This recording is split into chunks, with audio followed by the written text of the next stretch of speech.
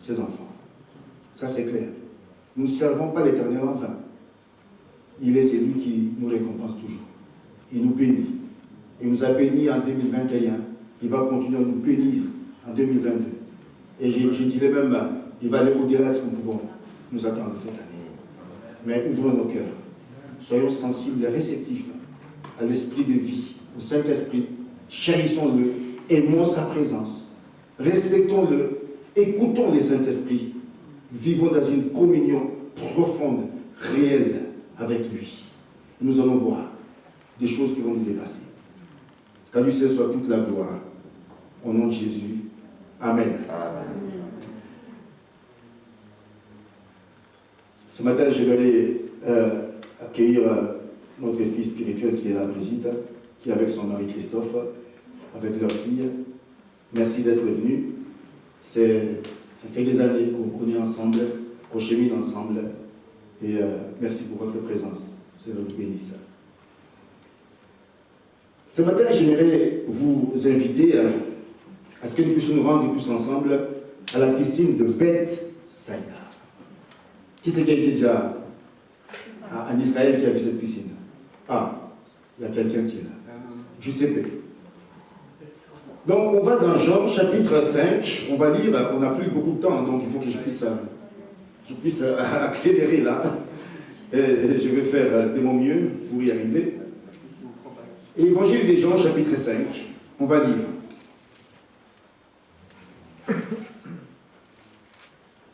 Versets 1 à 11. Après cela, il y eut une fête des Juifs, et Jésus monta à Jérusalem. Or, à Jérusalem, près de la porte des brebis, il y a une piscine qui s'appelle en hébreu Bethesda, et qui a 5 portiques. Tous ces portiques étaient bouchés en grand nombre de malades, des aveugles, des boiteux, des paralytiques qui attendaient le mouvement de l'eau, car un ange descendait de temps en temps dans la piscine et agitait l'eau, et celui qui descendait le premier, après que l'eau avait été agitée, était guéri, quelle que fût sa maladie. Et verset 5, là se trouvait un homme malade depuis 38 ans. Jésus l'ayant vu coucher, sachant qu'il était malade depuis longtemps, lui dit, « Veux-tu être guéri ?» Le malade lui répondit, « Seigneur, je n'ai personne pour me jeter dans la piscine quand l'eau est agitée, et pendant que j'y vais, un autre descend avant moi. » Verset 8. « Lève-toi, lui dit Jésus, prends ton lit et marche. » C'était un jour de sabbat. Les Juifs dirent donc à celui qui avait été guéri, « C'est le Shabbat. Il n'était pas permis d'emporter ton lit. » Il leur répondit, « C'est lui qui m'a guéri, m'a dit, prends ton lit et marche. » Que le Seigneur bénisse sa parole. Tout chrétien, tout croyant, et je dirais même tout disciple, je préfère le mot de disciple, parce que Jésus-Christ est venu pour former les disciples. Et ça fait une différence. Il y a une différence. Parce qu'un disciple, dans le mot disciple, il y a le mot discipline. C'est celui qui est assis au pied de son maître, qui écoute les enseignements de son maître et qui les met en pratique. Ça, c'est être disciple. Et je crois que le Seigneur, dans ces temps de la fin, il a besoin vraiment de vrais disciples. Des gens qui renoncent à eux-mêmes pour suivre le Christ. Oh, il y aura deux combats, c'est clair. Dès l'instant où tu as tourné le dos au royaume des ténèbres, que tu es dans le royaume de lumière, les jours où tu donnes ta vie à Jésus, tu as déclaré un combat. C'est clair, il y a une guerre avec les forces des ténèbres. Mais je ne dis pas pour te faire peur, parce que tu es du côté des vainqueurs, du côté de la victoire. L'ennemi peut chicoter, peut faire ce qu'il veut, mais en Christ, nous sommes tout pleins. Dit la parole de Dieu. Et s'il est avec nous, qui sera contre nous. À la piscine de Bethsaïda. Et ce matin, je dirais à la piscine de Beauvresse. Parce que c'est quelque chose aussi que j'ai reçu. C'est que ce lieu soit un hôpital, soit un lieu où des gens vont venir recevoir la guérison. Amen. recevoir la vie. Les gens viendront ici pour avoir un espoir et une espérance. Les gens viendront ici, ils vont rencontrer le Saint-Esprit et leur vie sera transformée. C'est ma prière en tout cas, que nous puissions y réfléchir. C'était une fête. Jean n'est pas précis ici. Il ne dit pas que c'est la Pâque ou la Pentecôte ou encore la fête des cabanes. Il n'est pas précis là. Donc on ne sait pas si c'était la Pâque ou c'était la fête des cabanes ou la Pentecôte, on ne sait pas. Mais dire que c'était une fête, les Juifs, un pèlerinage, ils se sont rendus, donc il y avait de la foule, il y avait du monde. Et tout près à Jérusalem, même au nord, il y avait cette porte des brebis, qui était vraiment comme une porte qui était là, qu'on a taillée, et que les gens pouvaient passer. Et quand tu rentres dans cette porte-là, il y a la piscine qui est là. Et c'est une piscine où il y avait beaucoup de monde qui était là. Et la plupart, c'est des gens qui étaient infirmes, qui étaient malades. Et bien aimés, que Dieu nous ouvre les yeux, comme j'ai entendu les prières ce matin. Que le voile soit déchiré, qu'on sorte de l'aveuglement spirituel, qu'on voie la misère qu'il y a dans ce monde, qu'on voit des hommes et des femmes qui sont couchés, on les voit, mes bien-aimés, ils sont dans des voitures, je n'ai rien contre, ils ont des villas, je n'ai rien contre, ils ont de l'argent, je n'ai rien contre. Mais si vous allez au-delà, avec les yeux spirituels, les yeux de Dieu qui te donne, tu peux voir la misère qu'il y a dans la vie de cet homme et de cette femme. Il est ton voisin, il vit à côté de toi. Voilà. Il prend les trains avec toi, il prend l'avion avec toi. Mais c'est quelqu'un qui est désespéré, qui a besoin de cette rencontre avec Christ, qui a besoin d'être sauvé, qui a besoin d'être libéré. Il y avait du monde, il y avait des gens qui étaient là, des malades. Et regardez, la particularité de cette piscine, c'est qu'à un moment donné, par intermittence, il y avait, parce qu'il y avait des canaux qu'ils ont mis dans cette piscine-là, et qui faisaient sortir de l'eau. À un moment donné, cette eau-là qui sortait, eh ben, c'était une eau qui était agitée. Certains commentaires parlent de bouillonnement. C'était comme des eaux bouillantes qui sortaient. Et quand cette eau-là était agitée, ça veut dire qu'il y a un ange qui était là, qui l'agitait. Qu'est-ce qui s'est passé? Eh bien, il fallait en ce moment-là, pas un autre moment, mais ce moment-là précis, où il y avait, et comme cette eau qui jaillissait comme ça, cette eau qui était bouillonnante, il fallait se jeter dans la piscine pour être guéri. Vous imaginez, c'était malade, comme dans les lits d'hôpitaux, comme au Chouve. Mais comment demander à un homme qui n'a pas de jambes, où les jambes sont moins rapides, comment lui demander d'aller sauter? Il y avait 5 portiers qui étaient, j'imagine, alignés là. Comment faire pour être le premier? Ça, c'est comme lors de la sélection naturelle. Il faut être le plus fort pour y parvenir. Et ça s'est passé comme ça. Ceux qui étaient le plus fort, qui s'est jeté, étaient guéris. Ceux qui étaient le plus forts, qui s'est jeté dans l'eau, étaient guéris, quelle que soit la maladie de la Bible. Et parmi ces hommes qui étaient là, parmi ces femmes qui étaient là, ces malades qui étaient là, la Bible nous dit, là, dans cette piscine-là, il y avait un homme qui était là. Un homme qui était là. Et Jean nous dit, et que cet homme et qui était là, c'était un homme et qui était malade depuis 38 ans. Je ne sais pas si vous imaginez. 38 ans de souffrance. 38 ans de galère. 38 ans où cet homme était dégradé. 38 ans. Vous savez, peut être malade, au début les gens viennent te rendre visite. Bon, parce qu'on a un espoir, il va s'en sortir et tout, l'état est stable et tout, et les gens viennent, ils t'apportent à manger, ils t'apportent tes téléphones, mais au bout d'un moment, les gens aussi qui ont aussi leurs préoccupations à eux, ils vont être fatigués. Fatigués. On te laisse là, dans ta chaise roulante. De temps en temps, on vient te dire bonjour, de temps en temps, on t'appelle, mais ce n'est pas systématique. Et au bout d'un moment, tu peux te retrouver seul. Vraiment seul. Drôlement seul. Il n'y a plus personne. Et cet homme était seul. J'imagine qu'il n'était même plus dans les portiques là, qu'il était complètement disqualifié et qu'il était à l'écart, dans son coin, sur son lit de grabat, qu'on appelle, c'est un commentateur qui a dit, on appelle ça les matelas du pauvre, auquel il était attaché. Il ne pouvait pas s'en sortir. Il était là comme condamné. Comme aujourd'hui, la médecine peut te condamner. Comme aujourd'hui, les hommes peuvent te condamner.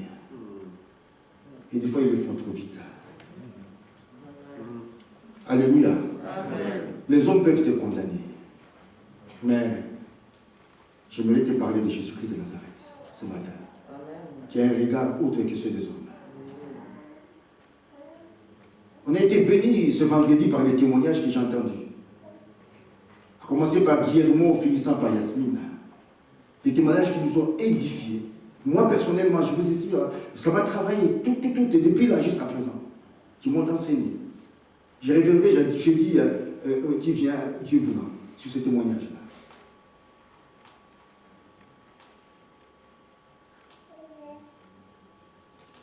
Alors que, pour cet homme, tout était fini. Voici qu'il est plus que mort. Il y avait la fête. Il y avait du bruit et tout, de la foule. Jésus-Christ de Nazareth. Il va voir cet homme. Et bien aimé, vous savez, Jean présente dans son évangile Jésus comme étant Dieu. Jésus-Christ est Dieu. Il est Dieu, Jésus-Christ. Amen. Il est Dieu. Il ne faut pas que tu en doutes. Il est Dieu, Jésus. Amen. Il connaît tout. Dans le surnaturel, il va voir cet homme qui était là. Il rentre à porte des brebis. Et il voit cet homme qui est là. Ma prière ce matin, que Jésus puisse te localiser ce matin. Amen. Que le Saint-Esprit te localise dans ta situation. Je ne sais pas combien de temps tu vis dans cette paralysie-là. Je ne sais pas combien de mois. Je ne sais pas combien d'années. Mais j'aimerais que tu ne dors pas ce matin, que tu m'écoutes. Que tu m'écoutes ce matin. Ne dors pas, s'il te plaît. Écoute. Le Saint-Esprit te parle. Je ne sais pas combien de temps tu es dans cette situation-là. Combien de temps tu es empêtré devant ces défis-là. Tu as jeûné, tu as prié. Les autres ont prié pour toi. Mais jusqu'ici, il n'y a rien qui change. J'ai une bonne nouvelle pour toi ce matin. Le Saint-Esprit est là. Si tu ouvres ton cœur, il peut te toucher ce matin. Amen. Tu peux recevoir ton miracle ce matin. Amen, amen, amen. Ne doute pas. Tu peux recevoir ton miracle ce matin. Ça peut être la fin de tes cauchemars ce matin. De ce que tu as vécu des années durant. Ça peut être la fin ce matin. Si tu crois à cette parole. Jésus l'ayant vu coucher. Jésus le localise. Sachant, Jésus, il avait 3 ministères. Hein. Il était sacrificateur, il était prophète, il était aussi roi. Et en tant que prophète, il va savoir. Jésus te voit ce matin. Je te dis qu'il te voit. Quand Jésus te voit, il te voit, je te dis, hein, alors tout nu. Alors il n'y a rien qui est caché devant lui. Absolument rien.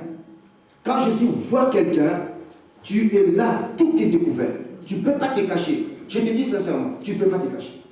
Tu ne peux pas. Donc, il te connaît mieux que toi-même. Il me connaît mieux que moi-même. Jésus-Christ de Nazareth. Il voit cet homme, il sait exactement ce qu'il vit. Il n'a pas besoin de demander de quelle maladie tu souffres, quelle est ta paralysie, quelle est ta situation. Il le connaît, il le sait exactement. Oh Saint-Esprit, aide-nous.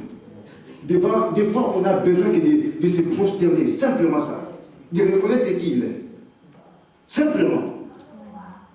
n'a pas besoin de paroles, de prières, de jeûner. On a simplement de reconnaître qui il est. Les choses se passent.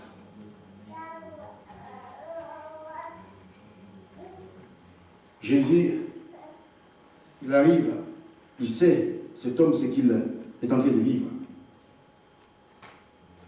Et il pose une question. Veux-tu être guéri? Oh, mais Seigneur, mais, tu connais ce que la personne, non? Tu aurais pu dire quoi? Monsieur, je sais que tu lève-toi et puis prends ton marche. Non, mais il pose une question, comme une provocation. Des fois, Dieu des fois, vient dans nos vies comme une provocation. Hein. Mais tu sais tout Seigneur, mais tu me demandes encore. Mais écoutez, regardez, je suis là, dans un lieu de Karba, je suis paralysé. Comment est-ce que je peux aller là où il y a la piscine? Comment je peux atteindre ce lieu-là? Comment? Seigneur, mais tu vois bien que je ne peux pas. Mais il y a ce qu'on appelle les tests de la foi. Les tests de la foi. Dieu veut savoir si nous pouvons obéir, si nous sommes prêts à obéir, si nous sommes sensibles à sa parole, à recevoir sa parole et à obéir à sa parole. C'est un test qui est incontournable, bien aimé, dans la vie chrétienne. Parce qu'il est écrit dans la parole de Dieu que sans la foi, il est impossible d'être agréable à Dieu. Impossible. Et j'ai pris ce matin que le voile de l'incrédulité soit vraiment brisé ce matin au nom de Jésus. Le voile de l'incrédulité. Vous savez, il y a trop de débats. Trop de débats. L'intellect, le cerveau. Là, je te dis, je suis en train de te parler de la part du Seigneur, mais tu es entré là, des fois, il y a une lutte dans ta tête, il y a une lutte, un combat. Mais, comment ça? On a déjà prié pour moi, j'ai déjà entendu ces messages et tout, et puis aujourd'hui, là, mais qu'est-ce qu'il y a d'extraordinaire? Qu'est-ce qui peut se passer? Une lutte, un débat. Mais le Seigneur aimerait que nous puissions avoir une foi simple, comme celle de petits enfants, simples, qui acceptent, qui reçoivent sans se poser des questions. Veux-tu être guéri? Veux-tu être libéré? Veux-tu recevoir la restauration? Veux-tu être ce matin touché? Veux-tu que le Saint-Esprit ce matin transforme ta situation? Je ne sais pas ce que tu vis. Dans ta maison, dans ton business, dans ta santé. Peut-être ton ministère est paralysé. Ton business est paralysé.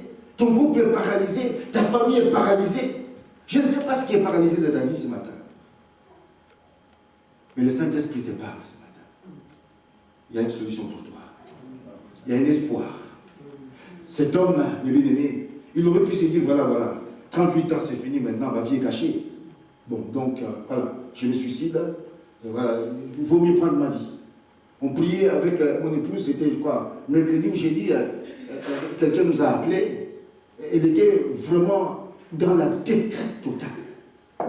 J'ai eu peur. J'étais un peu loin, il parlait avec mon épouse. J'ai entendu sa voix. J'ai dit, oh là là, Saint-Esprit m'a dit attention, il y a un danger. Il disait, je suis fatigué, c'est fini tout ça et tout. J'ai dit non. Mais puis j'ai dit non, il faut qu'on prie pour elle. Et on a commencé à prier pour cette soeur. À un moment donné, il faut qu'il aille à l'hôpital parce que là, dans le temps où il est, ça fait maintenant depuis 2-3 mois qu'il est dans la même situation. Donc il faut qu'il aille, qu'on puisse lui mettre l'oxygène parce qu'il avait de la peine à parler. Et quand elle parlait, elle disait non. Il dit, frère Dieudonné, c'est fini. Il dit à mon épouse, c'est terminé. Moi, ce que je veux maintenant, c'est de mourir. Pour clamer ça, la mort. Mon épouse a commencé à briser cette parole de mort-là. Je lui dis, mais non. Mais il y a un espoir, ma soeur. Il y a un espoir. Puisque maintenant, on est ensemble, on est en train de prier maintenant. Mais le Seigneur est là, il t'aime. Il a permis cela, on n'a pas privé, on n'a pas proclamé ça. Mais le Seigneur est là, reste tranquille. On a prié, mes bien-aimés.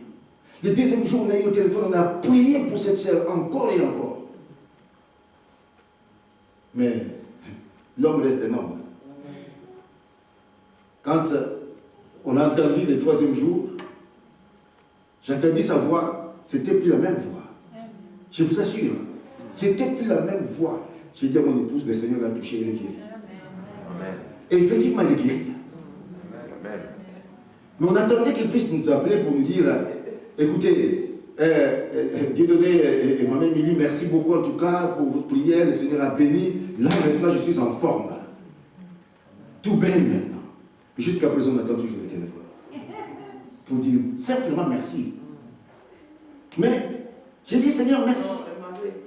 A été écrit quand même. Ah, gloire à Dieu. Merci Seigneur. Alors j'ai retiré ma parole. Merci. Non, non, non, je vous assure que j'avais peur. J'avais vraiment peur pour cette sœur. Qu'est-ce que je voulais vous dire? Mes bien-aimés, même si la promesse de Dieu pour toi tarde, celle qu'il t'a donnée, tu sais que Dieu t'a parlé, tu sais qu'il ne peut pas te mentir parce qu'il n'est pas un homme pour te mentir. J'aimerais te dire ce matin, garde espoir. Garde espoir, mon frère. Garde espoir, ma soeur. Tout n'est pas fini. En cette année 2022, c'est Dieu-là, comme il est rentré brusquement à cette piscine-là, il peut rentrer ce matin même brusquement dans ta situation pour la changer ce matin. Pour la transformer ce matin. Si tu crois, je te l'ai dit ce matin. Il est Dieu. Il est le Tout-Puissant. Rien de lui est impossible. Absolument rien. Rien, David, n'est impossible à Dieu. Et tu peux en dire quelque chose. Rien n'est impossible à ce Dieu-là. Veux-tu être guéri? Veux-tu être libre? Veux-tu aller à l'autre bord? Tu es traîné pendant 38 ans, pendant 30 ans, 20 ans, 25 ans, 10 ans. Tu es toujours là, dans la stagnation. Tu tournes en rond, tu tournes en rond, tu tournes en rond. C'est peut-être cette année-là que le Seigneur veut ouvrir cette porte-là, qui était fermée hier. Que tu entres, que tu puisses contempler ses merveilles, sa gloire. C'est possible, mes bien-aimés. C'est possible. Veux-tu être guéri? Le malade lui répondit. Regardez, il ne connaît pas Jésus. Il ne le connaît pas. C'est une rencontre de deux personnes qui ne se connaissent pas. Mais il va avoir le discernement. Comme le Samaritain. Le discernement. Il l'appelle Seigneur. Et ça suffit. Ça suffit. Il dit, Seigneur, mais je n'ai personne pour me jeter dans la piscine. Et quand l'eau est agitée, et pendant que j'y vais, il y a un autre qui descend avant moi. Je n'ai pas la force, Seigneur. Je ne peux pas. Mais bien aimés, nous sommes limités. Nous sommes limités. Je bénis Dieu pour le témoignage de vendredi. Parce que il y a une fille qui a témoigné ici, parlant du Covid, où Dieu l'a enfermé pour qu'il puisse s'approcher encore de lui. Et moi, c'est l'enseignement que j'ai reçu pendant la première vague, où Dieu m'a dit, Dieu donné, il faut discerner les temps. Il faut discerner les temps. Dieu peut permettre des situations difficiles, paralysantes aujourd'hui. Hein. Le Covid a paralysé les entreprises qui ont fermé.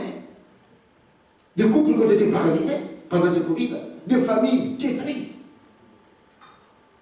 Des choses qui ont été complètement ébranlées pendant ce Covid. Mais à un moment donné, il faut discerner. Qu'est-ce que le Seigneur me pourquoi ça? Et cette jeune fille l'a discerné. Pendant une semaine, il nous disait vendredi qu'il est resté dans la présence de Dieu. Dans la présence de Dieu. Et c'est là où Dieu l'a inspiré. Dieu lui a dit, je vais te sortir du Covid. Tu sortiras indemne, sans qu'il y ait une séquelle. Alors qu'il était touché avec ses copines à l'école. Le 7e jour, comme Dieu lui a dit, il est sorti de la chambre. Et pendant qu'il faisait le tour de sa chambre, comme le mur de Jéricho, qui s'est ébranlé, 7e jour, tout s'est ébranlé. Il était là vendredi, en bonne santé, guéri totalement, alors que ses copines vont jusqu'à présent. Ils sont suivis aux Juifs. Suivis encore. Parce qu'ils ont toujours un problème avec l'odorat, avec le goût et tout. Bien aimé, il faut discerner ta vie. Le malade dit au Seigneur, je n'ai personne pour me jeter dans la piscine. Et pendant que j'y vais, un autre descend avant moi. Je ne peux pas. Je vois, c'est vrai, le bouillonnement. Je vois comment l'eau est agitée. Mais je ne peux pas arriver là-bas, Seigneur. Je n'ai pas la force. Laisse-moi vous dire, mes bien-aimés. Vous savez, le Seigneur ne se révèle pas simplement dans le bruit. dans les fracas. Il peut le faire. Souvenez-vous d'Élie.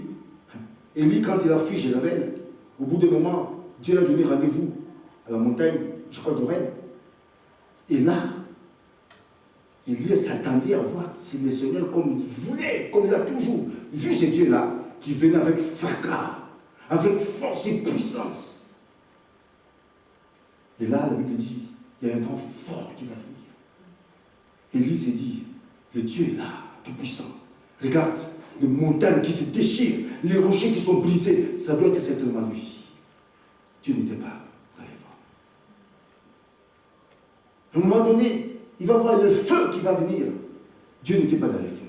Un tremblement de terre, et lui dit, voilà, je le reconnais mon Dieu. Un tremblement de terre, il n'y était pas. Mais Dieu est venu par, ça me dit quoi? Un bruit léger. Un bruit léger. Jésus est venu incognito. Alors que là-bas, il y avait l'agitation. On attendait un ange et tout ça. Jésus vient en toute simplicité et s'entretient avec la personne. La personne dit, je ne peux pas. Je suis incapable. J'ai besoin d'un soutien. Jésus dit, je suis ton soutien. Je suis ton secours. Je suis celui qui te délivre, qui te libère. Et en toute simplicité, alors que la personne, il fait preuve d'humilité, il reconnaît qu'il ne peut pas, qu'il est incapable, Jésus lui dit, simplement, lève-toi. Lève-toi, prends ton lit et marche. 3 mots. Lève-toi, prends ton lit, marche. Lève-toi, prends ton lit et marche.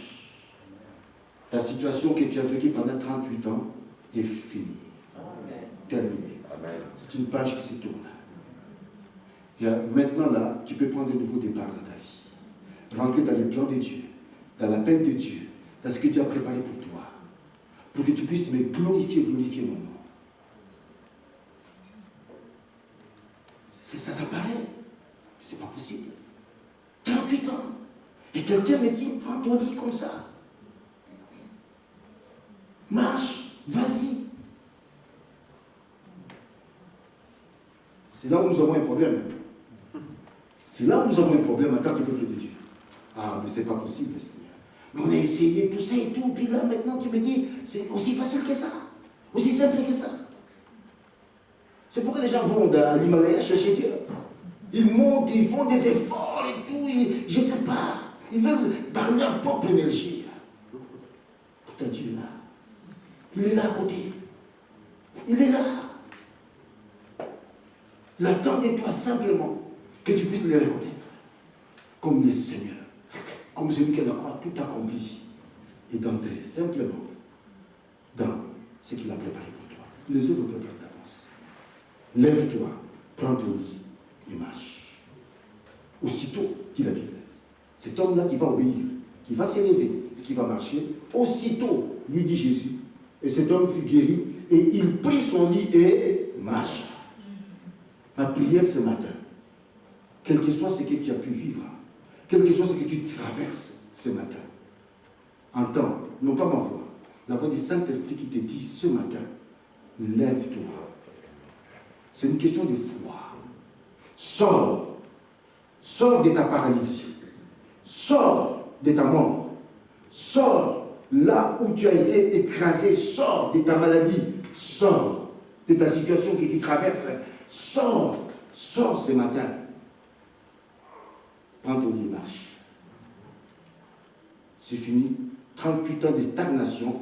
30 ans de stagnation. Tu as stagné. C'est le moment maintenant de dire le Seigneur pour que tu puisses prendre ton envol avec moi et que je puisse te montrer de bonnes choses que j'ai préparées pour toi afin que tu me glorifies. C'était un jour de sabbat. Et vous savez que le sabbat, en Israël, on ne peut rien faire. Hein? Selon la Mishnah, c'est ça. Il y a des lois, les 39 lois là, tradition juive, tu ne peux rien porter ces jours-là. Mais cet homme, il va braver. Jésus est le mec du sabbat. Il va braver même le sabbat. Il va qualifier même ces gens-là d'hypocrites. Mais c'est quand même incroyable. Cet esprit légaliste, pharisaïsme, cet esprit qui consiste à venir, voilà, dire, mais est-ce que tu es vraiment sûr que tu es guéri? Est-ce que c'est vraiment le Seigneur qui t'a guéri? Est-ce que c'est vraiment... Et tout. C'est terrible. Quelqu'un qui est guéri, qui était là 38 ans, que peut-être vous connaissiez, Dieu vient le élever. Dieu veut lui faire du bien. Dieu veut le bénir. Et vous n'êtes pas content. Vous n'êtes pas dans la joie. Que Dieu bénisse un frère. Que Dieu bénisse une soeur. Que Dieu bénisse un couple. Quelqu'un qui a une promotion. Et toi, tu manifestes la jalousie pour ça. Que Dieu nous aide. Que Dieu nous aide à avoir de tel esprit. Nous sommes une famille bien-aimée. Quand un doigt souffre, c'est tout, la Bible dit, c'est tout le corps qui souffre. Réjouissez-vous avec ce qui réjouissent. Soyez de la joie. Et soutenez-nous, encouragez-nous les uns les autres. J'aimerais prier ce matin. Pour toi qui es là, celui qui nous suit via Zoom, c'est une parole qui vient du trône de la grâce. Pour toi ce matin, là où tu es, si tu ouvres ton cœur ce matin, Dieu te dit, lève-toi, réveille-toi ce matin. Lève-toi, réveille-toi ce matin. Réveille-toi ce matin par la foi. Marche. Marche. Va de l'avant à cette année 2022. Va de l'avant. Va de l'avant. Que Dieu de victoire est avec toi. Amen. L'apôtre Paul dit dans Romains, au chapitre 8, que j'aimerais lire pour pouvoir finir. Romains, au chapitre 8, au verset 37. Regardez ce que Paul dit. Romains, il dit ceci. Romains 8, verset 37. Mais dans toutes ces choses, nous sommes plus que vainqueurs par celui qui nous a aimés. Par toutes ces choses que nous pouvons traverser, les bien-aimés, sachez une chose. Sache une chose ce matin. Tu es plus que vainqueur. Nous sommes plus que vainqueurs. Alors, avec cet esprit de victoire, eh bien, rentre-toi dans 2022. La tête haute, proclamant que Christ a tout accompli. Amen. Et celui qui vit en moi est plus grand que celui qui vit dans le monde. Et s'il est avec moi, personne ne pourrait être contre moi. Personne, je dis bien personne. Père, nous te bénissons ce matin. Te rendons grâce pour qui tu es. Tu as vu ce matin des situations qui ont paralysé la vie d'un bien-aimé ce matin, d'un frère, d'une soeur, ou même d'une famille ce matin. Ces situations peuvent même paralyser toute une église. Mais ce matin, tu viens à la rescousse. Tu viens visiter ton peuple. Tu viens visiter cet homme, cette femme qui est venu ce matin, Père, chargé ce matin de fardeau, qui est venu avec sa situation, qui dure depuis des années. Et ce matin, tu lui dis, lève-toi. C'est la fin de ton cauchemar. Lève-toi ce matin. Je viens pour que tu sois guéri, que tu sois libre, et que tu ailles, et que tu puisses proclamer ma parole pour ma gloire. Saint-Esprit, tu le fais ce matin, parce que c'est ta parole, que j'ai simplement proclamé, sur laquelle tu veilles. Tu dis qu'elle ne retourne pas à toi, sans accomplir ta volonté à toi. Merci parce que tu vas le faire suivre des signes, des prodiges et des miracles, à la gloire de ton seul nom à toi. Tu es Dieu, tu ne changes pas. Il te dit que tu es le même hier, aujourd'hui, éternellement. Ce que tu as fait à la piscine de Bethesda, tu le fais ce matin à la piscine de Beauvresse. Pour quelqu'un qui est là ce matin, qui reçoit avec humilité cette parole. Glorifie ton nom. Reçois la louange, l'adoration et la gloire. Au nom de Jésus. Amen. Amen.